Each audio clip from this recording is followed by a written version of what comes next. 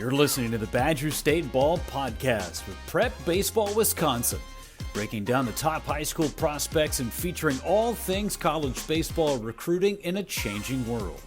Hosted by Vinny Rotino, Josh Fields, and Andy Sroka, this is Badger State Ball. Due to technical difficulties, the Rotino report is not available for this episode of Badger State Ball. We apologize for the inconvenience. Thank you for tuning in. We hope you enjoy the episode. Yo, what's up, everybody? Welcome back to the Badger State Ball Podcast. Been on a bit of a hiatus, I guess. We missed you, though. We're still a little rusty here, as you can see. Vinny, I don't know what happened there. He crashing out, Vinny. I'm back. Am I back or no? You're back. Yeah, you're back. Yeah, Vinny's. That's how it's been going lately, guys. Yeah, we've been swamped.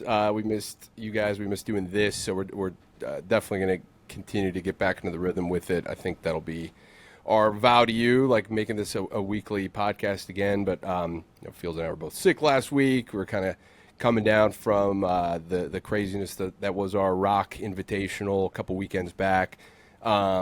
And we've been getting after it out at games all spring. So it's been a lot. There's been a lot going on. But, the podcast helps kind of center us and gives us a chance to talk about a lot of the teams that we've seen, players that we've seen, things like that, and kind of gives us an outlet to share our insights and what we've been working on and kind of seeing and chatting on behind the scenes, things like that. So with that, you're joined again here by myself, Andy Sroka. We got Vinny on, Josh Fields on. And let's get into it. I thought a good jumping off point for us this week on this edition, just chatting about our latest Power 25 rankings update, which came out yesterday, Monday, April 28th. So at the time we're recording this, it's Tuesday. There were some results yesterday. It was actually kind of a busy-ish Monday slate, I guess, which I think was due to some of the washouts from last week, I presume. But either way, there were some results that maybe affected some things already in the Power 25, but wasn't a ton of movement at the top, I guess. We'll just kind of start there. Monona Grove for the third straight week. They're our number one team in the state, 10-1 overall. We saw Hudson a couple times at the Rock Invite a couple weekends back. They look really sharp, even though they've dropped a couple games, lost to Muskego at that invite, but I think we'll talk about that. But even still, they look like a really good competitive group out west. Sun Prairie East, Madison Memorial ranked back-to-back here at 3 and 4. Fields will talk about them. He saw them play each other last Tuesday, a week ago. They looked evenly matched. They looked like two of the best teams in the state from the same conference, so kind of eager to see how things play out there the rest of the spring. Rounded out the top 10, we got Kimberly, Pewaukee, our top-ranked D2 team. De Pere, Germantown climbs back into the top 10 this week, and Arrowhead is at 9, Waukesha North at 10. They just played each other in a pretty crazy game yesterday that I'm sure Waukesha North is kind of bitter about the way that one ended. But, that's our top 10. Fields, do you have any early takes before we kind of break down maybe some more of these teams, the favorite ones we've seen so far, but any early takes on our top 10 so far? Yeah, personally, I've seen a lot of these teams throughout the first month of the year, like you said, Sun Prairie East, Madison Memorial. That was one of my favorite games I've had covering here. So, like you said, both evenly matched. A couple weeks ago, I went up to Kimberly and saw Sawyer Deering throw, and they look like just a prototypical Kimberly team. They're going to win a lot of games, play a lot of hard, energetic baseball. But yeah, so far the Power 25 has. A lot of these teams are really exciting, and some of them we've even have multiple looks on just to make sure we really cover out these teams really well. No, that's worked out for us that we've just kind of ran into a few of these teams play more than just once, thankfully, which always kind of helps us adjust our eye and kind of where we see these teams fit. A lot of them are which is pretty typical within the WIAA, but just kind of beating up on each other, within the Classic 8 and Big 8 and so on. There's some conferences, the Greater Metro. A lot of these teams are kind of beating each other up. Southern Lakes comes to mind, actually, because we had Westosha kind of ranked all the way up in the top 10, top 5 to start the year. They dropped a couple games to Wilmot, and now they're out of the Power 25. But the rest of the Southern Lakes looks competitive too. So it's that's kind of made it Tough to sort out like who's the best team out of that conference. We still like Badger. They were ranked briefly, aren't currently, but I think they're still a good group. But yeah, it's been a typical, fun, competitive year so far in the WIAA.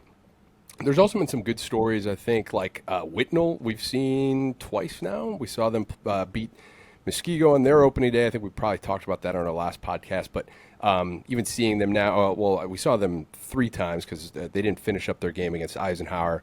But they got through 5 innings, and so we saw them for a 3rd time.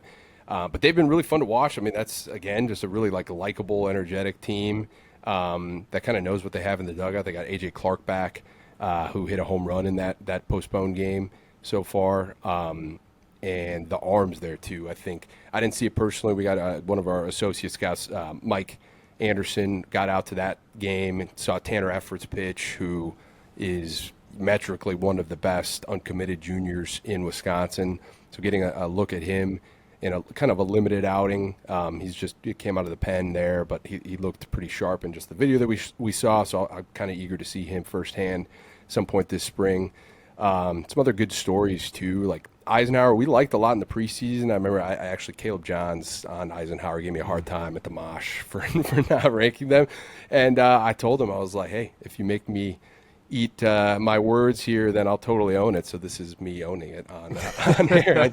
But like it's hard because it's like, yeah, we like them. I remember Fields and I were like going back and forth, like we didn't know who to kind of put here at the end. Like with the last 2-3 teams, as always, it's tough and you're kind of splitting hairs a little bit. But we liked Whitnall a lot. We like from that same region. We liked Wisconsin Lutheran a lot.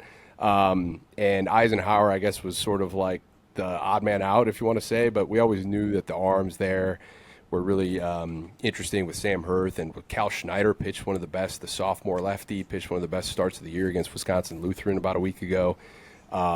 So they look like the real deal. They're 8-2 overall. We have them at 16th in the state in our latest update. So they've been a fun team to watch. New Richmond, we really liked in the preseason. We didn't rank them on our preseason Power 25, but they look like one of the best teams in the Big Rivers, 9-0 overall. Didn't get to play a ton last week with, I think, the weather out there, but they're 9-0. A ton of seniors in this lineup, but senior arms kind of paving the way. Gavin Terrace is like raking for them. They have a ton of bats that I think are back this year playing well. So they've been a feel-good story. Same goes for like Sussex Hamilton, which we got to look at yesterday against Marquette and Damien Kusempa. Really good junior arm out there. He's been pitching well. They won on a walk-off in the bottom of the 7th to get to 11-0. They're leading the Greater Metro right now as well. So those are some of the teams off to some hot starts, as well as the teams that are newly ranked as of this week. So this would be them making their debuts on the Power 25 in this most recent update. Manitowoc Lincoln, they were 10-0 at the start of this week. They just played De Pere in an extra innings, really tight ball game, 1-0 final. De Pere wins that one, but clearly Manitowoc Lincoln can hang. 10-1 overall now, but still plenty good. 14-1 Waupun, just a D2 team that always, I feel like, gets it done, really competes. 14-1, that's legit. I don't know. I think I looked this up yesterday. There weren't any other like 12-win teams or maybe 13-win teams. And Waupun is sitting here with 14 wins already this year, so pretty impressive, really, regardless of who they're playing. Although they have some signature wins against like Beloit Turner, Lake Country Lutheran. And then Reesburg was the final team that entered this past week. At 10-2 overall, they swept Madison Edgewood twice, some meaningful conference action there. But them getting to 10-2 with a couple big wins over Edgewood, I think, tells a pretty big picture. Luke Verch has been great for them on the mound. And then Winston Alonso, one of the top junior hitters in the state for us. He's been, as you might expect, pretty good this spring, too. So, Fields, anything on some of those hot teams so far this spring, maybe some of your favorites that you've seen play to this point? Yeah, I just wanted to also mention Whitefish Bay off to an 8-0 start. Yep, I mean, I just big leagued them there. It was a pretty abbreviated look, but I mean, I was up there for a Slinger Whitefish Bay matchup that only made it into the bottom of the first, but it was already a fun game. There was 5 runs scored in that top of the first, or that throughout that inning. I mean, it looks like it's going to be just a team to continue to monitor, and like Charlie McIntyre, Chase Walter, Matthew Schoenfeld, like they have a core piece of guys up the middle. Harry Bartolone, or forgive me if I'm saying that name wrong, but he's a Wisconsin football commit as well, and he catches for them, so they're really, really good up the middle. So yeah, and McIntyre, Charlie's been really, really good this spring. Like if you don't follow it already, if you're listening to this, we publish the daily roundup on a daily basis, and it's a super comprehensive look at like the day's games from the day prior. We kind of go into detail on who stood out, just kind of skimming box scores and things like that. It's kind of the best we could do, but it's pretty thorough. We go through the entire Power 25, like whoever played within that, but we also expand it beyond the teams that we know of and are pretty good. Maybe there's a good rivalry game. We kind of cover the box score, like who did well.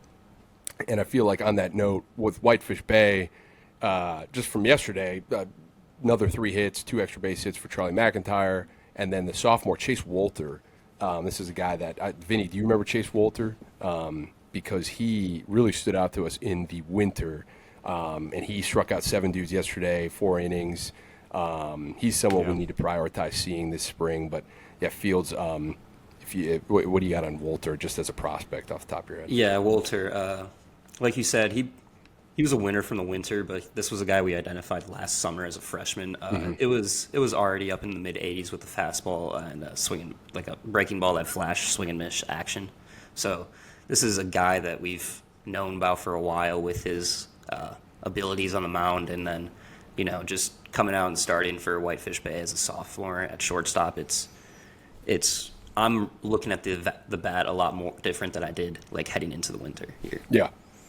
Yeah, we saw him up to 88 on March 9th at the Hitters South Milwaukee PID, and it was really impressive, the look that we saw on the mound, and so the bat's taken another step, you're saying, as well?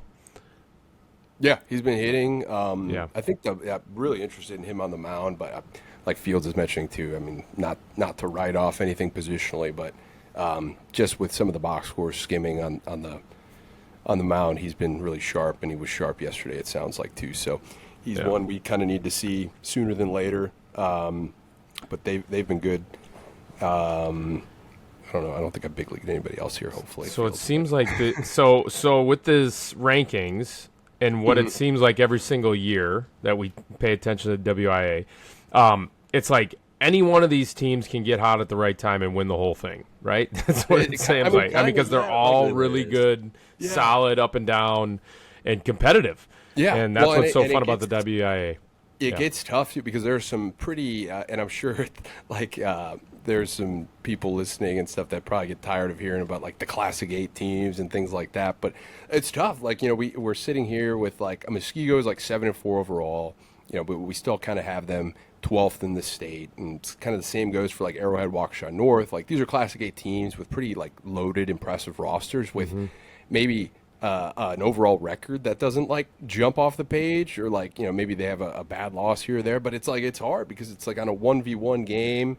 That's kind of the way we factor it in. Is like, okay, Arrowhead, let's say Peter Cousseau has pitched a couple of really good games here lately.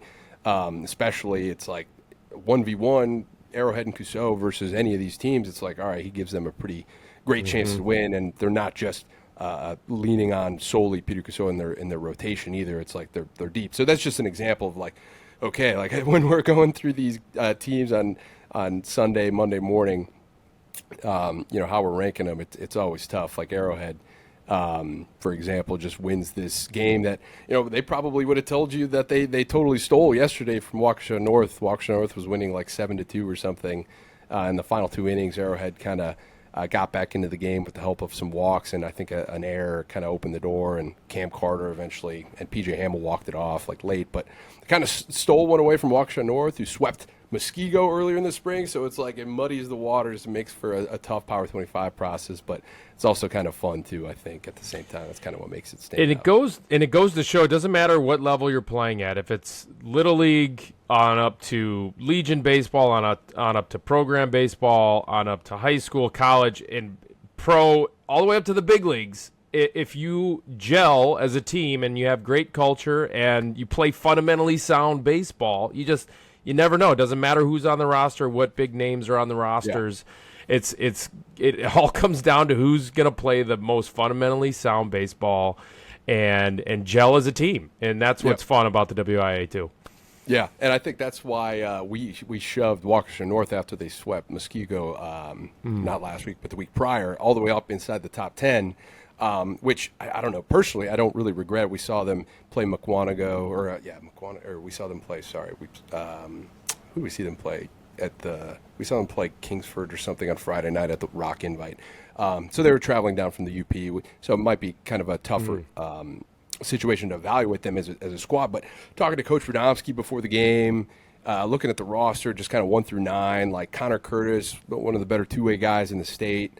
It was clear, like they were exactly, Vinny, what you're describing. Like they were like a full-on team. Like the parents were fired up for them. Like they had this, like there was a really cool like vibe around them. Like you could tell they were competitive. So kind of a tougher stretch for them since we ranked them. Like unfortunately we cursed them, I think, when we ranked them this time. But I still am still a major believer. I think that's probably why they're kicking themselves for the game yesterday against Arrowhead. But I still think they're a really good squad, and they deserve to kind of be up here in this region of team. So we'll see what they do against Arrowhead on Thursday in that rematch. But again, these teams are kind of kicking the crap out of each other, which makes it a hairy situation for us when we're kind of organizing the rankings, Sunday and Monday. So it is what it is. It is what it is. There's another good game yesterday too, Vinny. Dom Santarelli and St. Joe's played Wisco at Simmons Field in Kenosha, actually, and Wisco won 2 homers for the Vikings. Cooper Sievert, one of them. Win Hotchkiss, the other. Sievert, so we saw Sievert homer against Mukwonago, I think it was, on Saturday at the Rock. Him and Carter Fry, both sophomores, both 2 of the better right-handed hitters in the sophomore class in the state. Sievert's been a stud this year so far, kind of like you'd expect, but shortstop, athlete. He's ranked currently, I don't know, top 12 or something like that. But he's one of those guys, I think we've said this exact phrase on this podcast before, but I mean, he could easily finish as one of the top, if not the top prospect in the state's sophomore class. He's that good overall, but he's playing great this spring. Wanted to mention that. Who else feels has been strong this spring here? I'm trying to think of, I just want to forget anybody sophomore, like now that we're on the topic of sophomores. Well, you just saw Lucas Weber. Weber. Yep. He was at Whitnell. So Whitnell has a ton of arms. All these arms, too, on Whitnell. They've been one of my favorite teams to watch just because they're pretty it's a feisty dugout. You could tell. Love it. And the arms here, they're all pretty. The fastballs are kind of special. Like Luke Parkinson, huge fan. I know he hasn't gotten a ton of run time yet on the mound. They have a couple seniors that they lean on, and Nate Casson and Jake Recklitz. Both those guys have been good and deserve to kind of take the ownership of the innings there for Whitnell. But Luke Parkinson, kind of an electric fastball, huge fan of it. Lucas Weber, sophomore, been up to 88 at the Rock. He was up to 88. He's a sophomore to watch. And the list kind of goes on with them, but that's a good call out there with Whitnell Fields. And you also saw one of the top sophomores in the state just yesterday in a great D3 matchup. You got to travel to see Random Lake versus Cedar Grove, Belgium. This was a game between 2 teams that had I think one loss combined. One was Random Lake was 11-1. I think Cedar Grove Belgium was 9-1 going into the game. 10-1 going into the game. Okay, 10-1 going into the game, and then you get to see our guy Ira Hilbelink, one of the best two-way sophomores in the state. So what did you see out of him? Yeah, he was started on the mound, and it's honestly he's just insanely confident. Just everything he does. He hit 3-hole for them as well, and then when he exited the game in the 5th, he went and played center field for them, actually. One of the best grabs I've seen immediately he made. It was like a basket grab over the catch. He ended up eating it a little bit, but came down with the ball. But on the mound, it's just it's a pretty clean arm, and it just works. There's some pitchability to it as well. Uses 3 pitches, even there was one left-handed hitter in the lineup, and I counted 4 or 5 right on right changeups. That pitch really runs, and it's just completely different off the fastball. Speaking on the fastball, it got up to 89, especially from a guy that's two-way potential, a guy that can play center field. Having that you can just throw on the mound, and he's going to compete he's going to throw strikes, fill up the zone, and then he's spinning off a sharp swing and miss 2-plane breaking ball after that. Like, it was a really good look from Ira, just in general. Like, I don't know. There's just a ton of polish that you don't really see from a guy like at this age already. I got a great comp for the group here, and for all the listeners for Ira. Aaron Rowand. So just like it's like a perfect, but just a ball player grinder. But like you wouldn't expect this kind of polish from Ira. Like not that. I mean, look, it's not. It's a little bit more of a compact frame. You wouldn't think it's that good of an athlete, and he is. And then it's just so smooth and easy on the mound. Everything that he does is smooth and easy, and then it's electric hand speed. So it's like a really it's a look that you're just not expecting, and then once you see it, you can't really like unsee it type of a saying, right? It's just like really, really good, really polished, really electric, really explosive. So I can't believe I came up with that comp. That's really good. Aaron Rowan. I love how in on the comp you are in particular. Actually, if you're listening to this and you don't really know who Aaron Rowan is, you got to look up the legendary Aaron Rowan catch, run into the fence, broken nose thing. That was with the Phillies. So Ira, if you could do that for us once, just make an all-out grab, run into the fence, like come out of it with a bloody nose. Actually, that's very Ira-ish, to be honest. He's a total ball player. He reminds me of somebody like who'd be, you'd like you'd hear of him like in the majors or something. Like, oh, he's just a Wisconsin kid. I didn't know they played baseball in Wisconsin or something. Like hearing that on like a broadcast, and just like, this guy has just always been good. He was kind of always maybe under the radar, like on that, like in those terms or something. And then he just found a way to play professional baseball. He's very good, like metrically. He's like top scale stuff, all the both sides of the ball, like. Ira, we're obviously huge fans. He had a homer in his first game of the year. I don't know. He's probably got a couple this year, I think, at least. So good stuff from Ira. And then even randomly, we don't have to talk about them too much, Fields, but like, I mean, they're a good team with a ton of young players. Like, I think this is the most fun part personally of the spring is like getting out and seeing some of these teams that are playing really, really well. That might be, D2, D3, even D4 at times. And knowing that they have a ton of young guys that are like worth seeing, and I think that perfectly describes Random Lake. Yeah, it perfectly does. I mean, like you said, they had a sophomore starting at shortstop and a freshman starting in center field. Both of them have athletic frames that with upside to the frames physically, but it's just an overall raw look from Random Lake, but you can dream on like these swings, on the actions in the field, and just on the IQ of these players. Like, it's especially just from a smaller school in an area we don't see hit up very often. Going to the field, not knowing very much about Random Lake or Cedar Grove, Belgium, for that matter, and like coming up with a lot of like names from each team that we're going to start to follow as a staff. That's probably one of the funner times I've had. Yes, for sure. Well, and it's like they were again 11-1 going into that game. They lost. It was on a walk-off, right? It was a close game. It was like 7-6. It was a great game. It sounded like, but if they're that young, and I mean, I don't care who they're playing. If they've won 11 of their first 12 games, like young and winning, like I think that's building a pretty like clearly that tells you a story about who they are and how competitive they are as a group. All right, moving on here to Fields. We talked about it a little bit, but I think it's kind of worth bringing up here again, kind of switching gears. But one of the best games you saw this spring, it sounded like, was Sun Prairie East and Madison Memorial.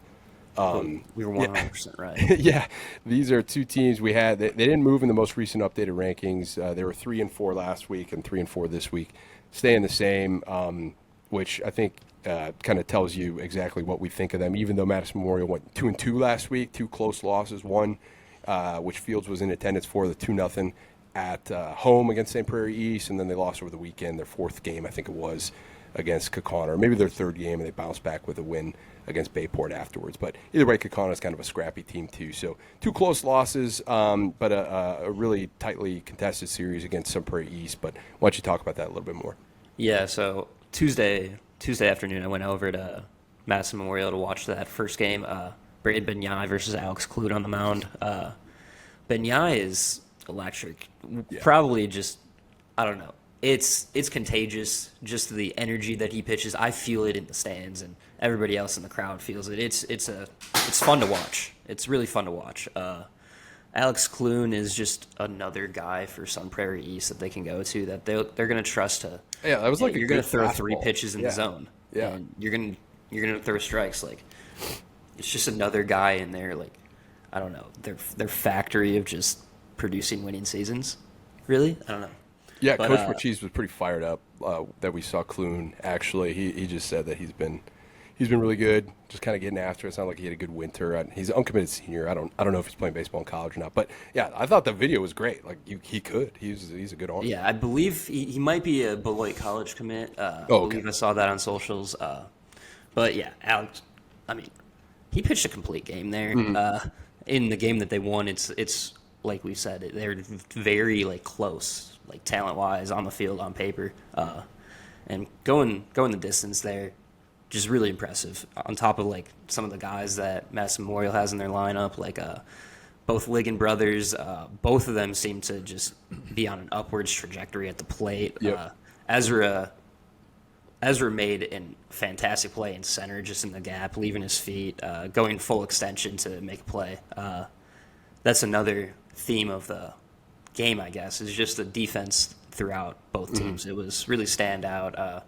Probably some of the best defense I've seen in a complete game in the last 3 years I've been here, to be honest. Yeah, no, that's awesome. That's kind of why they're ranked all the way up here, to be honest. Like, just kind of a full team performance, even though you saw them in a loss. They bounced back and beat Sun Prairie East on the Thursday, I think it was, kind of split that series. So that we'll see how the conference race finishes up for them. But it's kind of cool to see them split that series and still look like we project them to be like just one of the top teams in the state, Madison Memorial. But we knew what we were getting out of Sun Prairie East. Actually, you want to talk about too, Camden Glusick. He kind of keeps hitting. Even since you saw them last week, I think he had a couple good games in the past week or so. But yeah, what'd you get out of that look? I mean, I think I wrote it up in the Scout blog that it's very similar bat to ball, just poise and polish at the plate as his brother, and his brother makes contact just about every at bat. I don't think he finishes. If he doesn't finish the at bat with a walk, he's finishing the at bat with putting the barrel on the baseball.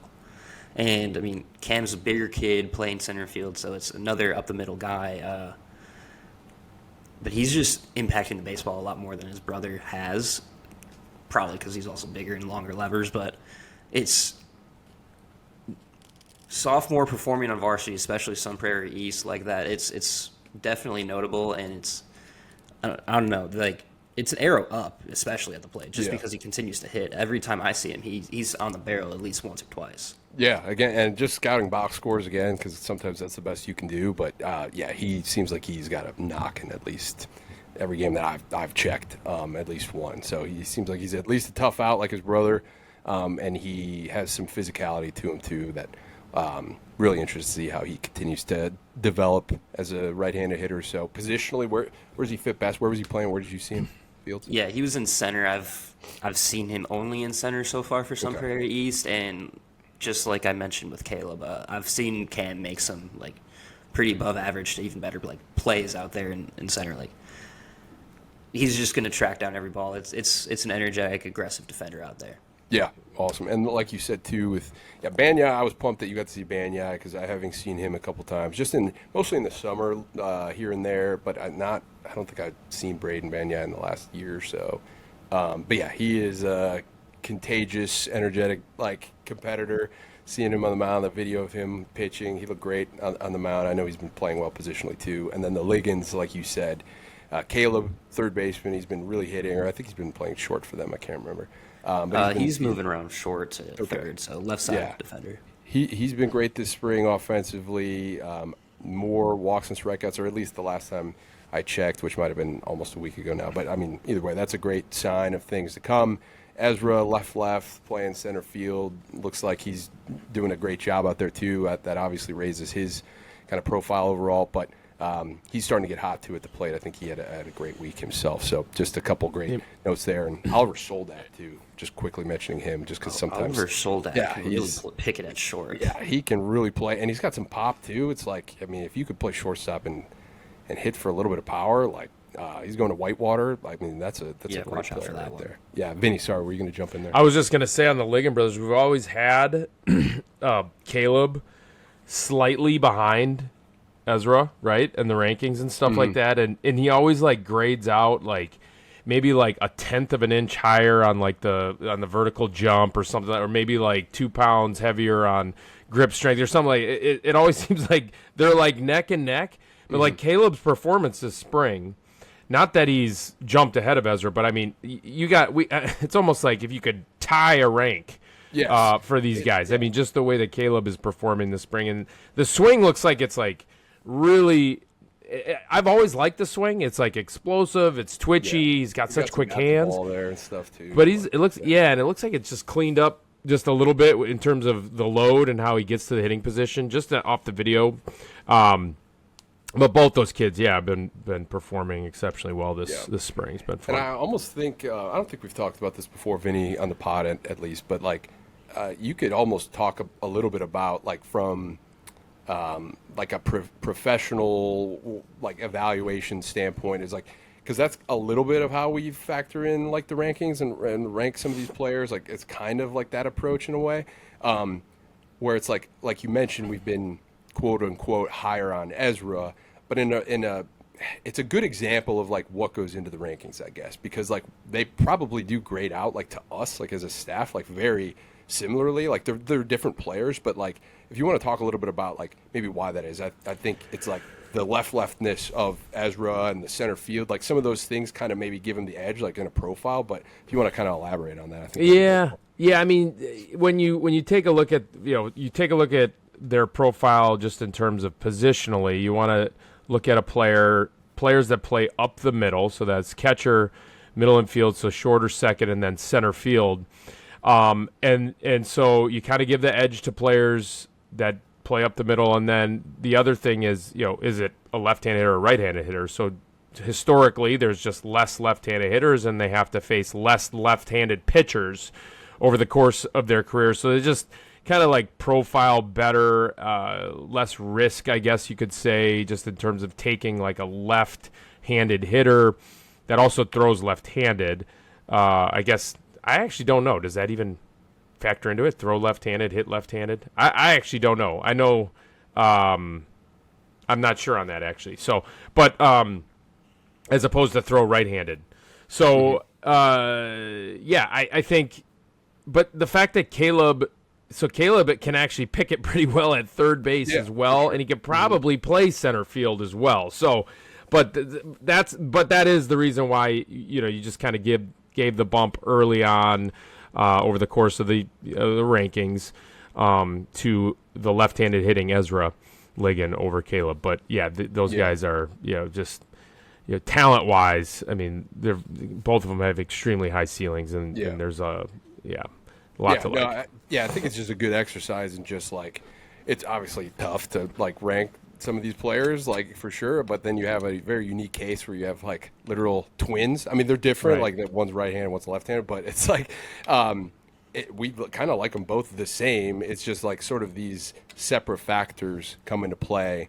But I think that's a good way to like look at it, like when just comparing two totally different players as well. Right. Like, okay, some of these things that they're maybe not in control of, like which side of the plate they swing and so on, like some of those unfortunately get factored in. Maybe that's why this player is ranked above this one and things like that. So just kind of wanted to reference that. I think that's a good kind of example there too. Also want to touch on kind of bouncing around here just as I'm skimming through the Power 25, but we came away so fired up about Hudson, I think, as a group from the Rock invite, even though they dropped the game to Muskego, kind of maybe left a bad taste in their mouth. But for us anyway, I think, or even Muskego would tell you, like we were talking about them before the game, talking to the coaches before the game, and they were like, man, these guys are massive. And they are. There's a huge lineup. They have a great like pregame. They just look super buttoned up. Like Coach Brent over there does an awesome job, and like they're just extremely fun to watch, in my opinion. And then you have someone like Logan Hagman, sophomore, who just continues to look like. I mean, Vinny, this might be the best player in the class, to be honest. Like he's playing like it. No one has hit like this, I think, in front of us, except for maybe Cooper Shafkin at a con walk, he is also just completely raking. But they kind of remind me of each other, just maybe not in profile or necessarily, but just like both of them are just like pure 100% hitters, and it's like really impressive to see. Yeah, Hagman, my goodness.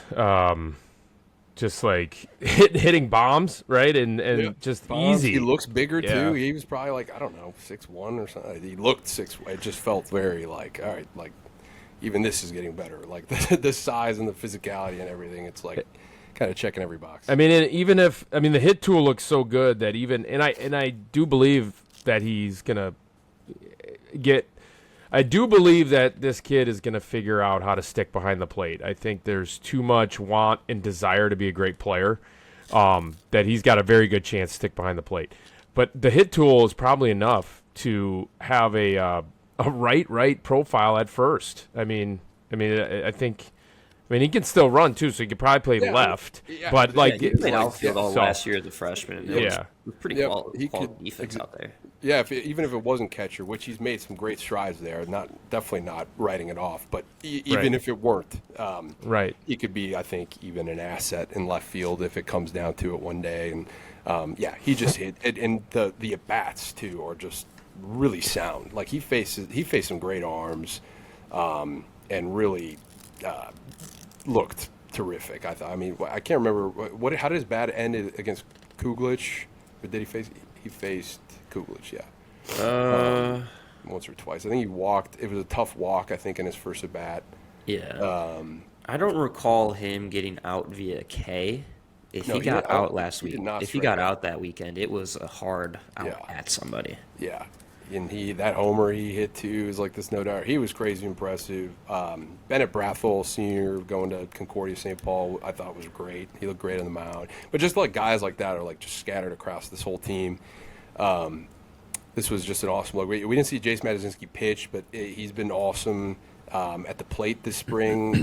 Just kind of checking box scores. I think he had a high fly, like double or triple on Friday night when we saw them against Kaukauna. Sam Abramson, I think he had some tough luck outs when we saw him, but he had a great game or two this past week for them. So he's kind of getting the job done there. They're pitching. Nick Hirsch is pitching pretty well, I think, too. So I don't know. They're a very complete team. They look awesome. I'm really excited to see how far they can go this spring. I mean, we've got them at number 2 in the state. Kind of think they could win it all, and we'll see how that shakes out because this is a really fun group to watch. Am I leaving anybody out on that field? Probably. We saw Mark Sousa for a couple outs. He looked good. Yeah, Mark Sousa looked good in relief. Mitch Anderson was a guy that we've heard about over the winter that was taking some strides, and he looks like a completely usable guy. Probably, I think he's starting one of their conference games in the middle of the week, so he's obviously one of their top arms. Yeah, he had a tough start against Muskego, but it was like you still like this stuff, and so you're able to look past that, I think, when it comes to him. And to be honest, Muskego can make anybody look bad on any day. Yep, they could. We saw that was either, I don't know if it was his very first game back, but Kyle Rogosinski, sophomore shortstop, he got a base hit off Sousa, I think, in a left matchup. I think it was Sousa. He had 2 base hits. Yeah, and that was a great at bat, I remember.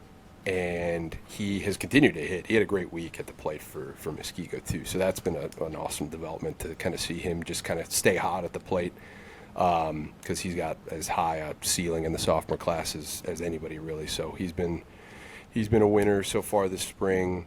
Kind of on the Muskego topic, we talked about Mason Horn probably last podcast, but I think he still looks good. Tyson Rogowski looks good. Dylan Jeske we saw at the Rock. I thought that was a great relief look at him. He just pitched really well against Burlington last night too.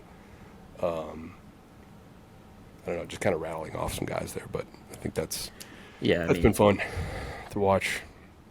I mean, going into that weekend at the Rock, we saw some guys, even that we didn't know, that just were really impressive.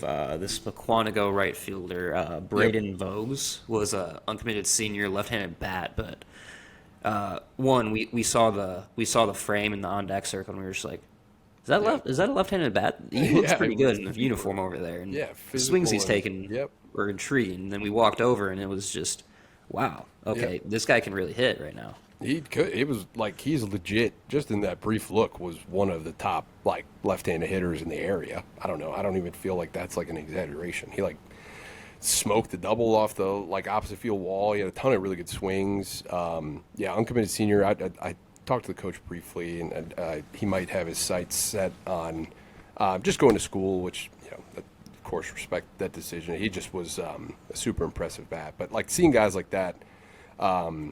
Just kind of pop up and like perform in that stage for us is always a good feeling. Just like not knowing too much about them going in and coming out, realizing like, okay, yeah, this is another one of the better players in the state that we just didn't have any idea about like prior to. So that was sweet. Also, we did have a great idea about Evan Lauer. We knew about him, JFG guy back in the day, junior future gamer for us. Multi-sport kid. I think he like played basketball and stuff. So he was always just kind of skinny, and but he could really pitch. He just kind of hovered in the same like pitchability zone, like upper 70s with strikes and 3 pitches. Totally took like a massive step up. He was like reaching back for 84, 85 when he wanted to in the start against Wisconsin Lutheran, which is a great team that we saw play at the Rock at Franklin Field on Saturday night about a week and a half ago. But this was one of the best fields that I was sitting there like, this is like one of the best starts we've seen of the year, period. Complete game, 10 strikeouts, but we don't drop the word like command very often. But I mean, he had legitimate command over his secondaries. Just a really good changeup. The breaking ball, he would flip it in there for a strike when he wanted to maybe like work backwards, start off in a bat. But he had like kind of a more sharp version to it when he wanted to get a chase, and he did, consistently did. And then, like I said too, he had like he was throwing the chain. He was kind of pitching backwards a ton, but like we were like, oh, is he just like upper 70s, like just with same guy, but like pitching like great?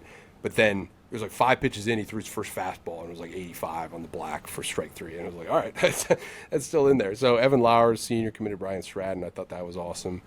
Feels, you have anything to add to that? Yeah, that's I actually reached back for 86 a couple times. Yeah, there you go. Yeah. But man, the touch, the polish, the poise. I mean, is that a conference matchup? No, it's not. That would be Woodland Greater Metro. But Yes, yeah. it was against like we said, Wisconsin Lutheran. We mentioned Cooper Seaver, Carter Fry before, but the lineup that he did that against is just only adds to the impressive nature of the outing there. I mean, he took a perfect game into the 5th, and then obviously there was only 1 or 2 hits off of him, but it was a complete game shutout. They ended up winning. In the same game, we actually saw Eli Dreyer hit 91. I think it was 4 times. I don't know. Do you remember seeing this, Vinny? Yeah, I saw the video. Yes. I was like, are you kidding me with this? Yeah, I'll let you talk about it, Fields. But yeah, just kind of not out of nowhere. Like he's a big arm, and we were very much aware of that. But I just didn't expect to hear that he was up to 91 multiple times. I think we saw him in the showcase setting up to like 84. I thought this last winter. I think it was 87. It was a tick higher. Oh, was it 7? Okay.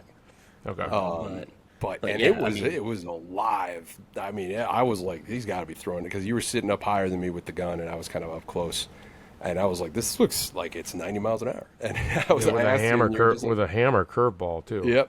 Yeah, I mean, and the takeaway is like, wow, he wanted the baseball in that moment. Like, he just wanted to get there, get those 3 outs. Like, he was like, give me the ball, I'm gonna punch out the side here, and we're gonna go home.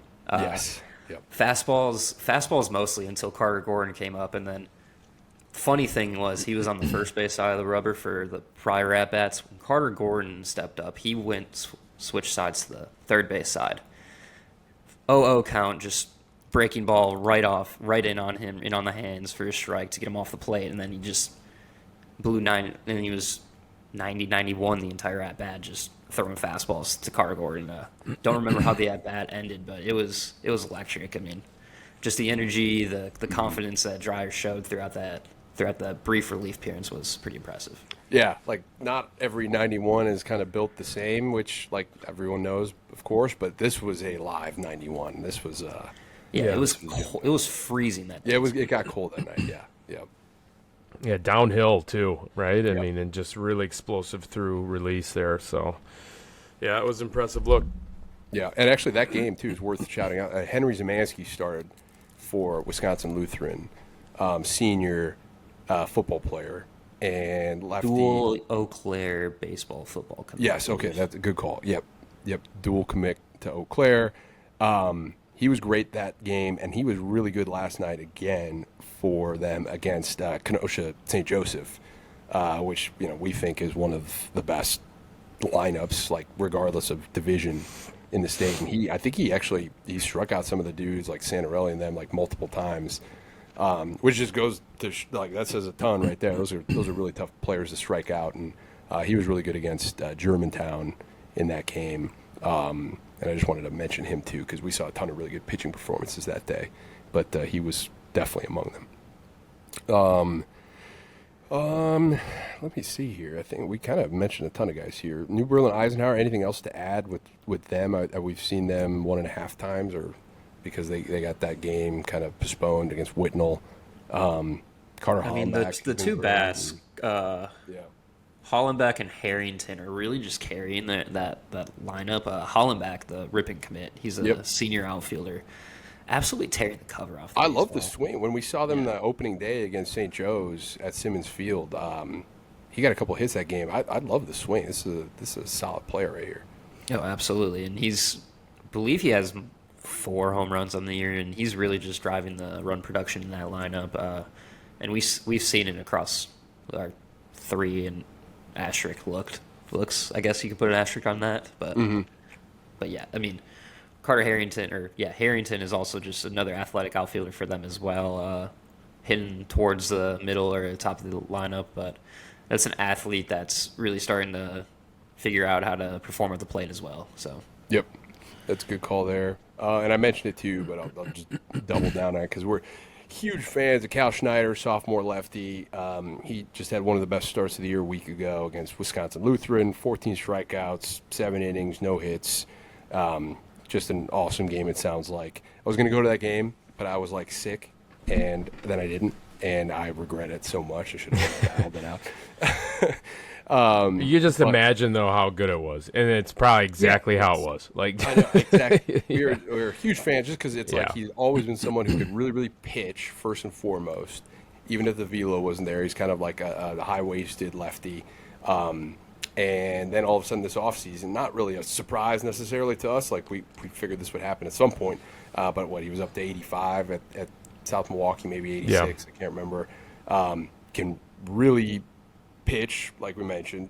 Ton of strikes. That's always been his MO. 3 pitches. They all really play off each other. It's kind of a real sinker, like a huge horizontal on it with the changeup that kind of looks equally as good, really deceptive, and then he's got that, opposite plane breaking ball. So one of the players in the class that we like the most. He's just extremely fun to watch, and it's refreshing to see somebody like that just kind of come in and throw a ton of strikes too. I think just in this day and age, that makes it a little bit easier to like and follow along and just kind of appreciate where these guys are developing and growing. So strikes aren't always as common, which we understand. But so when you see one who kind of fills it up and attacks, you're like, all right, this is awesome. Yeah, this is there's awesome. especially at a young age. I mean, we were seeing him at 13 do the same thing, and now it's 3 years later, and it's just he's doing the same thing at a much higher velo. Yep. Yeah, exactly. and you're just going to see him continue to get better too, right? You can just imagine the ceiling that's on him. Just he's real long, lanky, wiry type build with that high waist, so he's just going to get bigger and stronger, and just he's got such a quick arm too, and such touch and feel that you talked about. That's just going to get really, really good next few years. We also saw Josh Bonin in that Whitnall kind of range shortened game. I think he was up to 86 in that game. But he's got another really good fastball, a lot of really good fastballs in that game specifically with Whitnall, Tanner Efforts and Lucas Weber, and then on the other side, with Hirth and Bonin and Caleb Johns pitched in that game too, and there's just a crazy amount of arms in that game specifically. Ironically, it was 9-9 or something like that, so that tells you one side of it. But still a ton of really good, interesting pitching prospects in that one. Fields too. I'm going to run through some of these bubble teams, like teams that were on the outside looking into the Power 25. And then maybe we'll spend a little bit of time just talking about them too, kind of briefly here. But there's quite a few of these teams that I think are worth chatting about a little bit about how they've been playing this spring. But one of them, Appleton North, a couple signature wins. They're 7-3 overall. Badger, we talked about them kind of briefly, but they beat East Bowerschmidt in the first game of the year. But Bowerschmidt's gotten a lot better. Tremper is 8-1 now. That was their only loss that first game of the year. But Badger, a really competitive team that we like. Beaver Dam 8-2. Beloit Turner, a D2 team to watch. They're 10-2 overall. I'm really interested. I don't think you saw them maybe once. Brookfield East. Yeah. I'm really interested in them. Like seeing Sam Wells, Charlie Slawinski. I think those guys will be someone we should kind of prioritize seeing pretty soon here. Some others we just had to leave them off our Power 25, but Edgewood, 8-2. Preston Yautcher is playing well over there. They're still a Division II team to factor in long term over the course of this spring. Oconomowoc playing well over the last week plus, 7-3 overall now.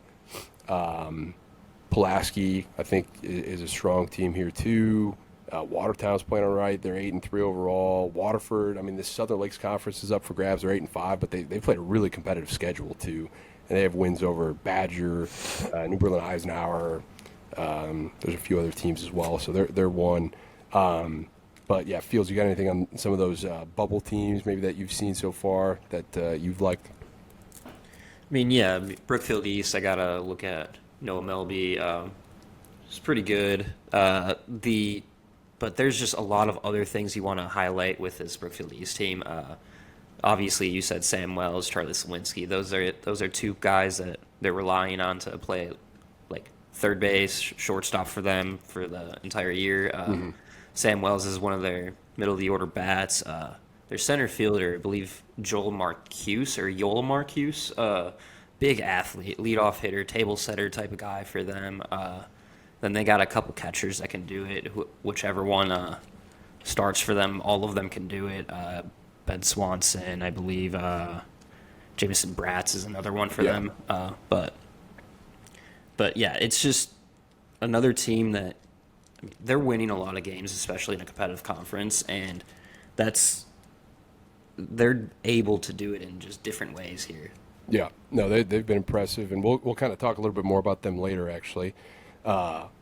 And then one that jumps out to me, Oconomowoc, actually. I know they've had some of their – within the first 2 weeks, I think they had some up and down games that maybe they're not proud of necessarily, but there's a couple players here that really are performing. Like obviously there's Ryan Brennicky. They won the game against Arrowhead and Peter Cousseau, which was a fun game to watch. But within that game, you have Merrick Bolson homering. Twice. You have Luke Schlosser, who looks like one of the top most improved, I guess, if you want to call it that, seniors in the state on both sides of the ball. He's like really hitting. He homered in that game, like I said. But we've always liked the defense too, and it's a live arm in the infield. And then now on the mound, we saw him up to 89, and then he can spin a breaking 89 ball with a breaking ball. Yep. He's been really impressive. He's going to Rock Valley. I think that's an awesome fit, junior college. But because still a ton there to the frame. He's Yep. Correct me. Sorry, Luke, if this is wrong, but it's on our website. 5'10", 142, and it looks pretty. Looks pretty thin. Exactly. He got a lot stronger. That is confirmed.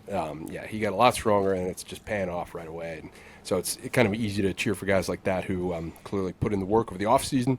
Luke is one of them, and we talked about him briefly. But Cooper Shafkin is like a professional level hitter here. Like he is taking some really. Patient, like the approach is like off the charts good, and then he's just making people pay who come attack him in the zone with a fastball too. It feels like he barreled Cousseau his first at bat, and it looked like I do this on the regular. Actually, it was just like an easy. I'll just take this line drive single to left, pull this fast like mid-90s fastball to left for a base hit. Like that's fine, and he's been hitting a ton for us. In every look, it feels like so. That's been legit there. I don't know anything else. We like Pulaski as a group. They were ranked briefly, but I think they warrant some more consideration here as the spring goes on. Like I think we've been trying to get them in the back end the past couple updates too. So they're We've right been trying there. to get out to see him too a couple Yeah, times. yeah, so and it I think works. we'll see them here as soon as we can. They're kind of trying to pick and choose our spots, but I think they're a team we're going to prioritize seeing as well. Yeah, I think that covered. Oh, you saw Appleton North. You want to talk about them at all? Yeah, I saw You them beat against Kimberly, actually. Yeah, I saw them against Kimberly. That was a Sawyer Deering yeah, Matthew Sawyer hit Deering the day start. for them. Yeah, But I'll get into that later. But saw Matt hit his throw. I mean, St. Thomas commit. He's a two-way guy. He was down at the future games with us as a two-way. I mean, the velo wasn't as high as we've seen it in the past, which I don't think we're worried about that. But on the mound, there's a ton of touch and feel with all of his pitches, the breaking ball and the changeup. I mean, it's confident. He's confident to throw either of them, and he throws them in just hitter counts, pitcher counts, whatever. The fastball gets on hitters. The changeup's completely different off of it, and the breaking ball pairs with it. Other than that, it was a tough matchup for Appleton North just because Sawyer Deering was throwing opposite of them, but Tegan Karpinski led that team in hits. He's going to play a lot of third, maybe first for them, and then maybe pitch for them on the mound. But that's a right bat that has some pop in there if he can get to it at a more consistent basis. But Levi Watts is another guy for them hitting leadoff. Believe it's another Rock Valley commit guy, but either way, last year he was one of the top performers in the state, and he only continued to hit and play quality defense in center field throughout the summer and heading into this year. But I guess we can go into Kimberly now. Sawyer Deering was we haven't seen him in a year. He had some nagging arm injuries last year, but it was up to 93 with probably, like, we could speak on the fastball profile and shape upwards with Tanner efforts. Like, it's that special, and it's on 93 now, and it's holding 93 throughout. Man, he was 80, 90 pitches in. He was still low 90s in the last inning of his outing, and then, I mean, he still spins one of the top breaking balls. That's actually a pitch that works really well alongside the fastball, which only adds to like what he can do on the mound. Also, just one of the top performers and bats at the WIAA. Like, he homered again to the opposite field in that game I saw. yeah, he's going to have some like video game-ish numbers. I think at the end of the spring, like there's a few guys with like Player of the Year, like contenders, but he's like one that kind of jumps out like first in a way, just because naturally what he can do on the mound. But he's also like I don't know if he's leading the state in home runs necessarily, but he's got to be up there. He's got to be up there, at least. If not, I mean, last 3 years he's got to be up there too. Yeah, definitely. I think before he went, did he hit all year last year? He had like 11. He hit home runs all year last year. He had like 8 or 9 home runs. Yeah, I thought he might have even double digits potentially. I don't remember, but yeah. And so, then that same He's look I been- actually saw of Maddox Hermes. yes, Maddox Hermes was, I mean, this guy's, I would put the competitiveness and just the competitor up in the same bucket as a Sawyer Deering type of guy. And, I mean, it's a similar frame too. It's a more compact, like, with present strength frame. This guy's also a quarterback on the football team, kicker as well. But it was a live arm with a mid-80s fastball that just pounded in the zone, flipped in a bigger breaking ball on the side, and he actually threw. This was a relief look, and generally we only see 2 pitches in those looks, but he also threw a changeup that just really ran. It's completely different. It looks like a usable pitch right now, and he was able to throw it in the zone as well. yeah. No, that was a great note actually with Hermes, just because we saw him kind of randomly, I think, last year. Yeah. We saw him against Oak Creek in one of their non-conference schedules or games. Yeah, like the first time, and then I think we saw him a couple times after that. Yeah. Yeah. All right, guys. Well, thank you for listening. Yeah, if you could like and subscribe and do all that stuff, I think that goes a long way for us, and just kind of know that we're on the right track with the feedback. Keep reading our work online. You could find it on Twitter, Instagram, or just straight up on our website at prepbaseballreport.com/Wisconsin. But I appreciate it. Thanks guys for listening, and then you'll hear from us again next week. So everyone, see you out there. Thanks for listening to the Badger State Ball Podcast. To keep tabs on our latest events, rankings, and coverage, subscribe or follow the show on YouTube, Apple Podcasts, or Spotify, and follow us over at PrepBaseballWI on X and at PrepBaseballReport.com/Wisconsin. Until next time.